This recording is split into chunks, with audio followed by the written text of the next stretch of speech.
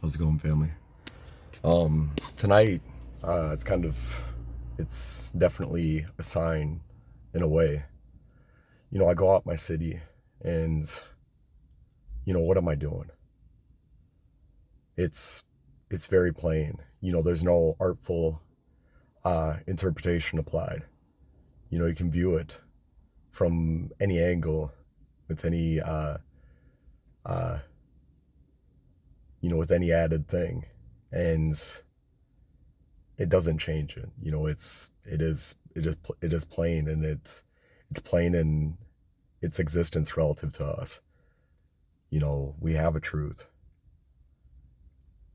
and it's you know I this location. This is the busiest intersection of my city, and I'm just making it out here right now when I am.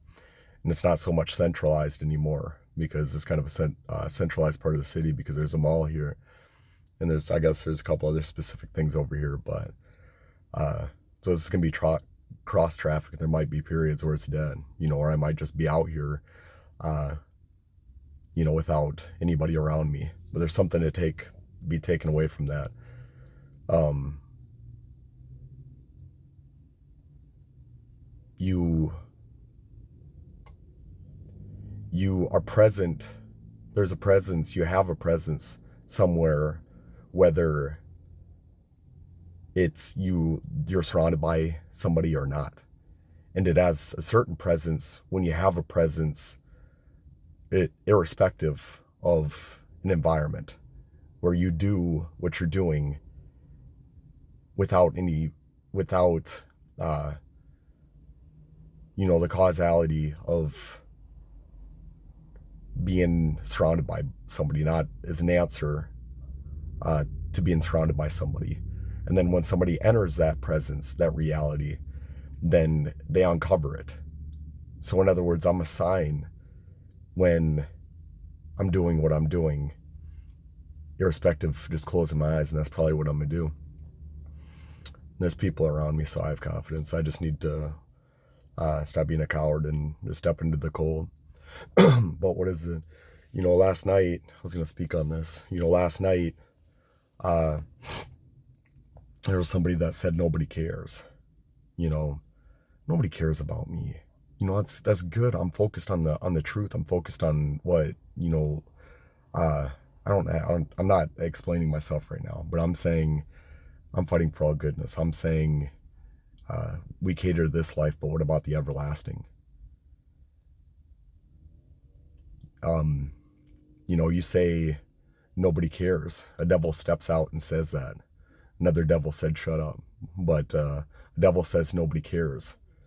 I caught the silhouette of his form, but I could see him fully. I see that man. He would do not a damn thing with his life. With what he has. He's gonna serve his little microcosm, and he's taken everything that God's given him and hasn't reciprocated the least amount of love. And how much hate filled is this, that you can be given everything and not turn to your creator with the least amount of gratitude to even seek his face, but you separate yourself from hope, and then you seek to do that for others. Now, I have a sensitivity to the reality that I am perceived out here. It is perceived what I'm out here with. I believe that it's an indwelling familiarity that God gave us, that we recognize the reality of our Savior. But, here's a scenario. You have a reality and you live according. You find your bearing from the collective for the entirety of your life, but you have a certain sensitivity in your heart of hearts that you are God created, and you have a little bit in your heart with Jesus Christ, and your touch and your conscience with the reality of Him, of not turning to Him. Family, this story, this scenario, this is you. If you haven't come,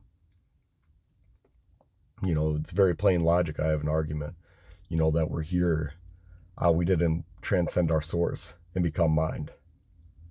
Okay? So our source is mind. This place is logically incomplete. And I'm not going to delve into that. This place is logically incomplete. So this realm is purposed otherwise. Or thus is purposed. And what's greater in a reality, a realm that is structured for created entities, conscious life forms to locomote in. What is more, to observe or to interact with? And this plain interaction, it's plain argument that God intends relation with us. And this is from ignorance of revelation and knowledge of him. This has just come from a logical argumentative standpoint. Then also, is reality good? Fun, is reality first good or evil? What's its foundation? What's its inherent nature? What's its essence? And it's good. Life is good. Living is good. And first, you could say, well, we live to die. Okay, that could be argued if our allotment didn't contain good qualitative things, love. If it didn't contain, without pain,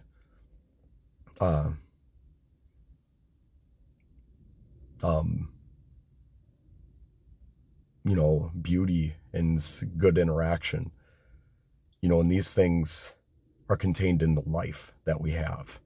So we don't live to die. So it's not death, existence is not death based. So it's not evil.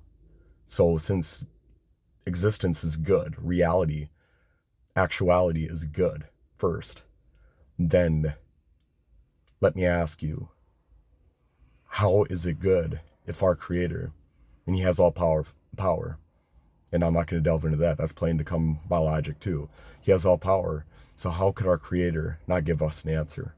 How would our creator not give us a truth? How would our creator not give us hope?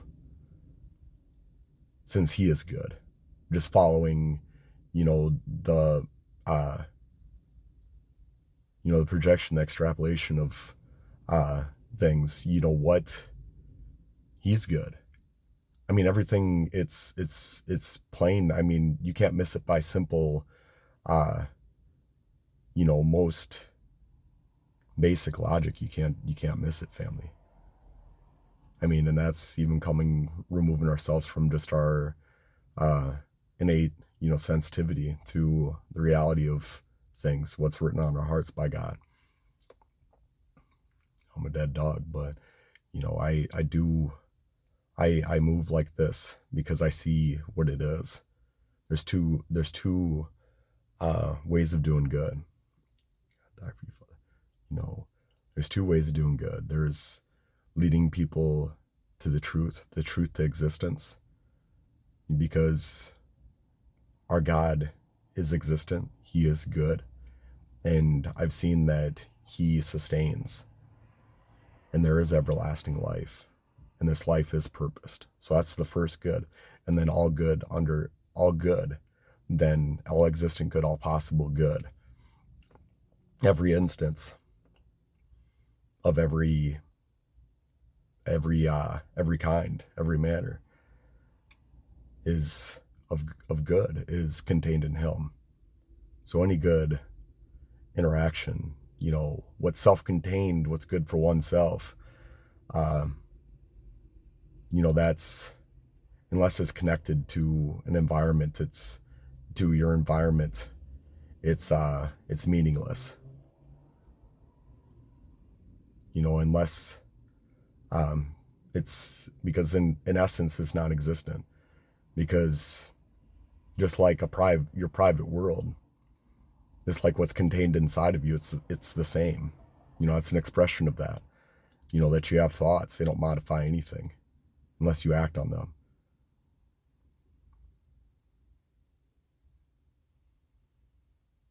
There's a guy walking out. I think that's my son.